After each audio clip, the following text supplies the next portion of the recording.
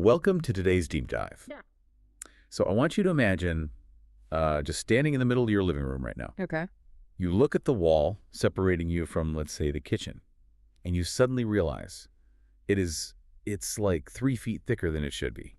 The dimensions of the space you live in, the space you trust, are suddenly lying to you. Oh, that is such an unsettling thought because, usually when we look at a blueprint or a floor plan, there's this implicit expectation of absolute precision. Right. It's like looking at a medical x-ray. Mhm. You just expect to see the walls, the doors, the exact square footage, and it just is what it is. Yeah, exactly. It's binary. A space is either solid or it's empty. And there's a really profound psychological comfort we get from that strict spatial categorization. Do we rely on it to make logical sense? Right. We tell ourselves, this bounded box is the kitchen, so this is where I cook. This box is the bedroom, so this is where I rest. When the math of a house adds up, our minds just feel at ease. But then you step into the world of architectural anomalies, and suddenly that x-ray machine is showing you these dark structural shadows that really just shouldn't be there. Which brings us to today's topic. Exactly. Today, we are on a mission to explore a diagnostic landscape of domestic spaces that is, honestly, incredibly murky. We are exploring a book called Strange Buildings by Uketsu. Translated from Japanese by Jim Ryan. Yes, thank you. And it is a fascinating, deeply unsettling investigation into a series of structural mysteries. I'm talking dead-end hallways, oddly thick walls, and entirely missing rooms. And what begins is just a look at 11 seemingly isolated case files, bizarre blueprints, and old historical memoir, a few forensic cleaning reports. It slowly reveals a much, much darker, interconnected picture. And the stakes here are so much higher than just some quirky, poorly planned suburban architecture. Oh, absolutely. Because thanks to a brilliant deductive thinker in the book named Kurihara, we discover that these disjointed architectural oddities actually weave together into one massive multi-generational secret. Okay, let's unpack this. Where should we start? I want to start with the psychology of space Yeah. and a really specific example. Picture a normal single-story family home. This is the childhood home of a woman named Yayoi Negishi. Right, the Negishi house. On paper, the layout looks perfectly fine, except for one glaring, completely irrational detail right in the middle of the house. Right between Yayo's bedroom and her parents' bedroom, there's this hallway. But it doesn't have any doors leading off of it. No. It doesn't have any windows. It doesn't connect to a bathroom or a closet. It is quite literally a hallway to nowhere. It dead ends into a blank wall. Like imagine you are Yayoi growing up with that blank wall. Yeah. She always wondered about it. Because logically, if that completely useless hallway wasn't there, her parents' room could have been significantly larger. It's basically just wasted empty space. Exactly. But whenever she asked her dad about it as a kid, he would just completely freeze up, like totally ignore the question. And the mother was no better, really. Right? Her mother had a really difficult, strained relationship with Yayoi. She was incredibly strict, kept her daughter at arm's length emotionally, but was also just suffocatingly overprotective. Specifically about the road, right. Yeah, she was constantly, almost irrationally terrified of Yayoi going anywhere near the main road outside their front door. Well, and the underlying trauma of that household behavior eventually comes to light when Yayoi finds an old photograph of the house. Right. It was taken while the home was still under construction, so the wooden framing is up, the foundation is poured, but right in the foreground, out on the street, perfectly aligned with the front of the house, someone has left a single red memorial flower. Which is universally recognized as a flower left for someone who died in a traffic accident. Exactly. And Kurihara, the deductive thinker who's sort of helping the author piece this all together, he checks the old local newspaper records and finds the missing context. And what does he find? Right before the construction of Yayoi's house was finished, a child was killed by a car on that exact street. So suddenly, the blueprint makes sense.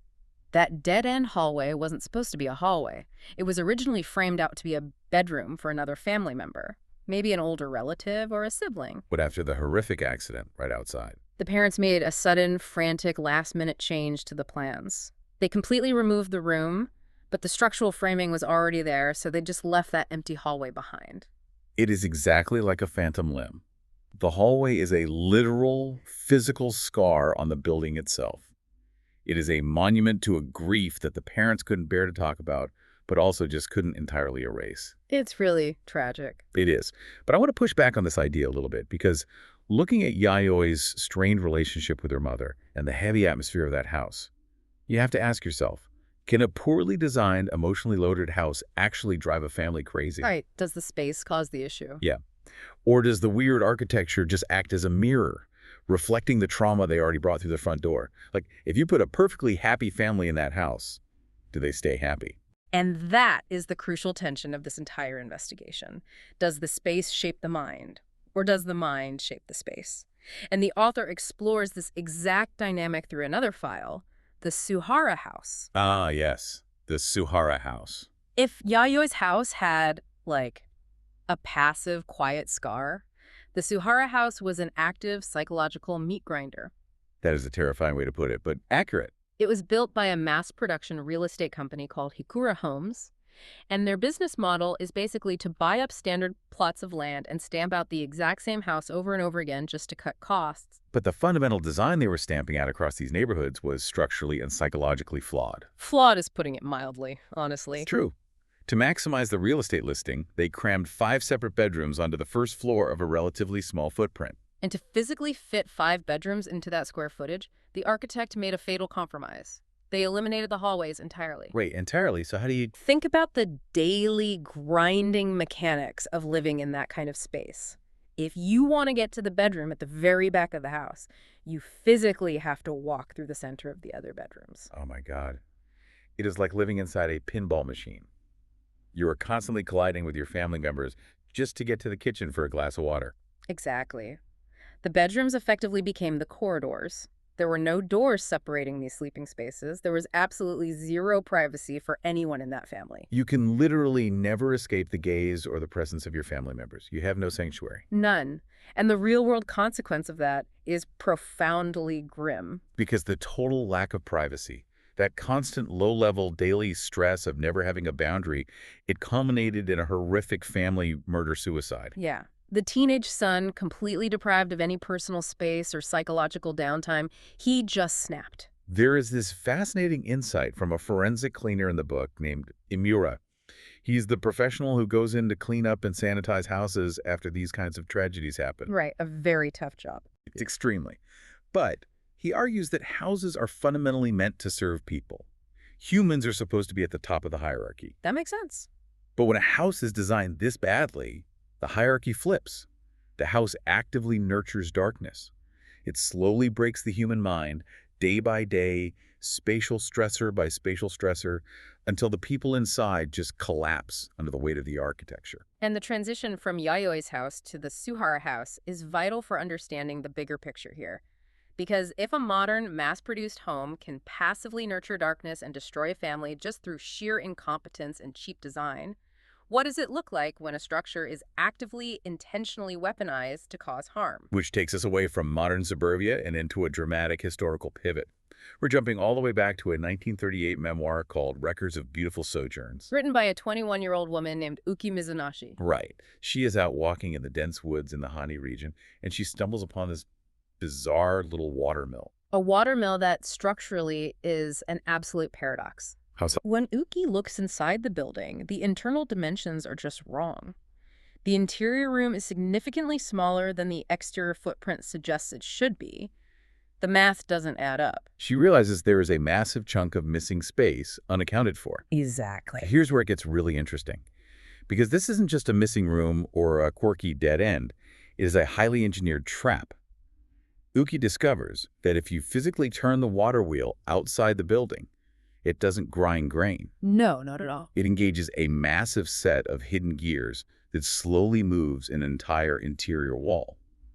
Turning the wheel literally shifts the heavy wooden wall inward, revealing a hidden, windowless room sealed inside the core of the building. And inside that sealed room. Yeah, Uki writes in her memoir that she saw the rotting corpse of a quote-unquote female egret. But an editor looking at the text decades later deduces that, based on the specific state of decay, Uki describes, feathers falling out, pooling fluids, the actual scale of the remains. She didn't see a bird at all. No. She used the bird as a poetic metaphor because the reality was just too terrifying for a 21-year-old to write down in 1938. She saw the decomposing body of a human woman. It's chilling. And what's fascinating here is the deeply sinister psychological intent behind the mechanism of this trap. It wasn't just a pit you fall into. It wasn't a simple murder box. Right, there was more to it. Uki notes in her memoir that right outside the building, perfectly aligned with the hidden room, was a small, dedicated shrine to a goddess. Okay. And inside the hidden room, the moving wall didn't just slowly crush you to death. As the wall moved inward, it pushed the victim into a tiny square alcove carved into the opposite wall. Oh, my God. The space was meticulously measured and carved so small that the victim would be forced to physically fold themselves up, curling onto their knees, facing the exact direction of the shrine outside. It is like something straight out of Edgar Allan Poe or Edogawa Rampo's The White-Haired Demon, Right. where a ceiling slowly lowers to drive a victim mad before crushing them. Yes, very that.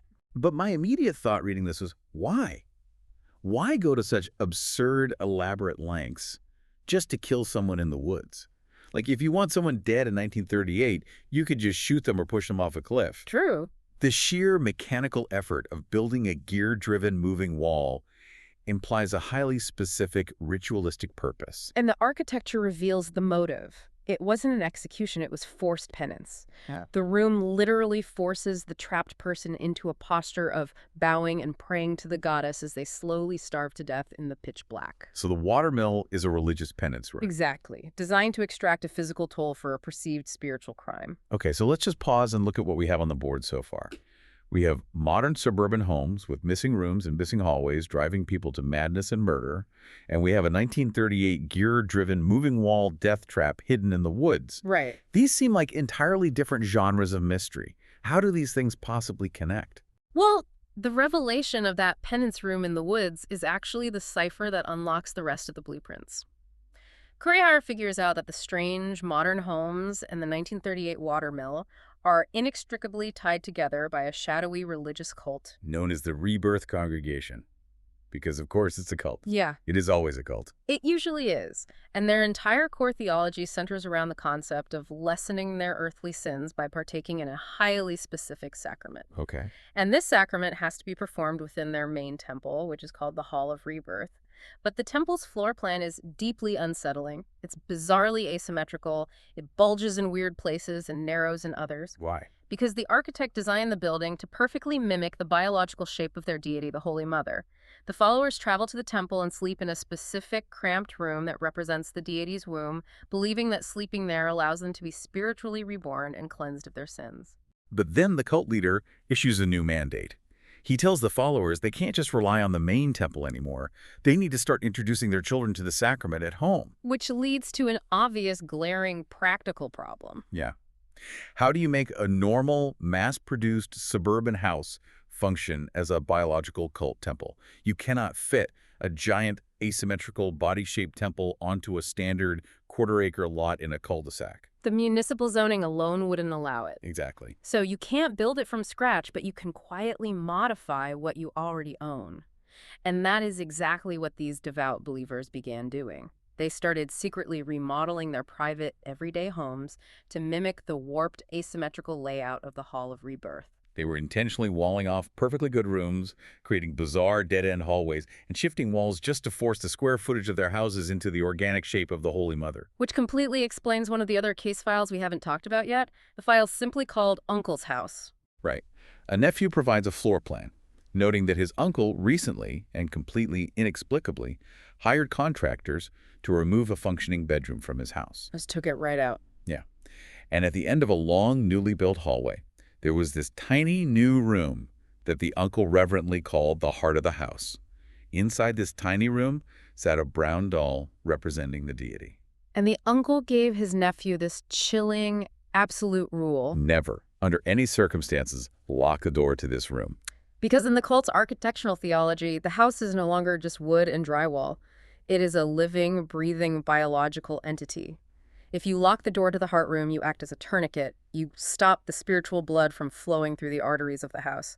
You kill the structure. The collateral damage of this warped belief system is just deeply unsettling, especially when you look at the extreme behaviors it normalizes for the people living inside these spaces. Oh, the behavior becomes incredibly disturbing. Yeah, you have a cult member named Kasahara who used a child's string phone, literally just 2 cups and a taut piece of string, to talk to his young daughter in her bedroom. But the string didn't go down the hall. No. Hmm. He had a hole drilled straight through the interior walls of the house so the string could pass directly from his room to hers.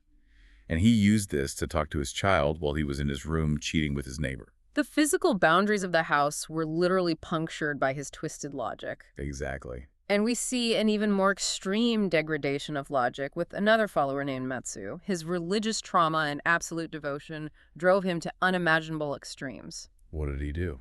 After his wife died, he didn't call a funeral home or arrange a cremation. The spatial roles of his modified cult house had entirely overridden his connection to normal society. Wait, don't tell me. He used a closet in his home as a literal crematorium for her body. He intentionally sparked a massive blaze inside the closet that burned his entire house to the ground, firmly believing he was adhering to the spatial and spiritual rules of his faith. Wow. So we have these deeply disturbed cult members quietly mutilating their homes across modern Japan. We have the mass-produced, mind-breaking Hikura homes acting as pressure cookers. Yeah. And we have the 1938 watermill penance trap in the woods.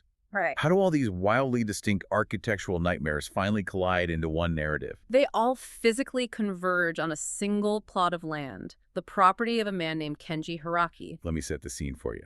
Hiraki buys what looks like a completely normal, unremarkable 26-year-old house nestled in the mountains of Nagano. He thinks he's just bought a quiet place to live. Sounds nice enough. But out of sheer curiosity, he looks up his new address on this morbid smartphone app that maps dark spots across Japan. It's a crowdsourced database of places where murders, accidents, or tragedies have occurred. And the app flags his exact GPS coordinates. It claims that a woman's corpse was found on his specific property back in 1938. Which immediately confuses Hirachi. He has the deed, he knows his house is only 26 years old. How could a 1938 murder be tied to a modern house? But then he starts noticing the physical space around him differently. A specific room on the ground floor feels inexplicably, uncomfortably cramped. The dimensions feel heavy. Yeah. He takes out a tape measure and realizes the exterior wall of that room is 80 centimeters thicker than any other wall in the house. Which makes no sense. Why would any modern architect sacrifice almost a full meter of premium interior square footage just to make a wall thicker? They wouldn't. So Hiraki and the author do what anyone yelling at the screen in a horror movie would tell them not to do. They start tapping their knuckles along the drywall. And right in the center of that 80-centimeter expanse, the sound suddenly changes. It goes from the solid, dull thud of a stud to a light, echoing tonk-tonk. It is completely hollow. Hidden inside that impossibly thick wall, completely sealed off from the rest of the house, is a perfectly square alcove. If we connect this hollow alcove to the 1938 coordinate data, Karaker makes a deduction that flips the entire investigation upside down. Hiraki's house wasn't just built on the site of the 1938 watermill. It was built directly around the original wooden structure. wait, really? Yes. The remnants of the watermill, the moving wall, the penance trap, it is all still there, deliberately encased inside the modern walls of the 26-year-old house. It is a literal Russian nesting doll of architectural trauma. The modern, normal-looking house hides the asymmetrical cult structure, which in turn hides the 1938 gear-driven death trap. Exactly. But why? Who on earth would willingly commission an architect to build a modern home wrapped around a rotting murder room? To understand that, we have to look at the tragic origin of the woman found in the watermill in 1938. Her name was Okinu. She was locked inside that tiny square penance alcove to starve to death in the dark. Right. But she wasn't alone when the wall closed. She was pregnant. While trapped in pitch blackness, starving and terrified, she went into labor and gave birth. When Uki, the memoir writer, found the watermill weeks later, she only saw the mother's body. The baby was gone.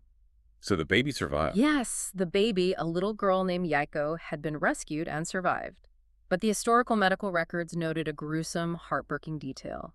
The baby's left arm was missing. Oh, no. The deduction Kurihara makes is devastating. As Okinu was dying of starvation in the dark, she held onto her newborn infant. She gripped her baby's little arm with such desperate, fading, dying strength to keep her safe from the moving walls that she accidentally cut off the circulation. That is infant's arm festered in the dark and had to be amputated immediately after she was rescued. just horrific. So Yaiko survives, but she grows up carrying this unimaginable physical trauma, a literal missing piece of herself. How did she go from being the rescued baby to the person building a house around the spot where she was born? Well, decades pass. Yaiko grows old, and she is fundamentally exhausted. She's tired of living her entire life with the weight of her history, the missing arm, and the dark legacy of the rebirth congregation hanging over her. So what did she do? As an old woman, she hires Hikura Homes. The mass production company we now know is run by the modern descendants of the cult to build her a house in Nagano. Wait, the same Hikura Homes? The exact same. But she doesn't want a home to live in. She demands they build a heavily fortified structure encasing the exact GPS coordinates, the exact footprint where her mother died holding her. She wants to go back into the watermill. Yes, she commissions the modern house strictly so she can return to that hollowed-out alcove. She wants to stand in the exact square footage of her mother's death, lock herself in the dark, away from the eyes of the world, and commit suicide in peace. Unbelievable. The house was designed, mathematically and structurally from the very beginning, to be her tomb. So what does this all mean for you, listening to this right now? We started this deep dive with a mildly amusing look at a quirky, dead-end hallway, a floor plan that looked like a typo. Right. And it unspooled into a massive, multi-generational web of cults, mass-produced psychological torture, and a grief so profound that a woman built a literal fortress just to die in the exact dark spot where she was born. It really makes you rethink the spaces you inhabit. Absolutely. The next time you notice a weird quirk in your apartment, a strangely thick wall, a closet that feels just a little too deep, a cramped layout that makes you inexplicably irritable, you have to wonder why the architect made that specific choice. What were they hiding, or what were they trying to force you to feel? And looking at how deeply these physical structures manipulated the human mind, it makes you wonder about the spaces we are actively building for ourselves today. What do you mean? Well, think about Amura's idea, the forensic cleaner. If human beings imprint their energy onto a house, what happens to the psyche of the next person who moves in? If a 1938 cult could mathematically design a wooden room to trap human despair and dictate a family's reality, think about our modern obsession with smart homes, open concept floor plans, and digital integration. Oh, that's a chilling thought. We are willingly stripping away our physical boundaries and letting algorithms dictate the lighting, the temperature, the very rhythm of our domestic lives. If you unknowingly inhabit a space mathematically designed by a cult to trap human sin and trauma, does that architecture outlive the original belief? Could the walls themselves be waiting to infect whoever moves in next? Are we just building a new kind of invisible architecture when the blueprint lies or when the algorithm takes over? Yeah. You might not just be looking at a weird ruin or a convenient app. You might be looking at a trap we built for ourselves.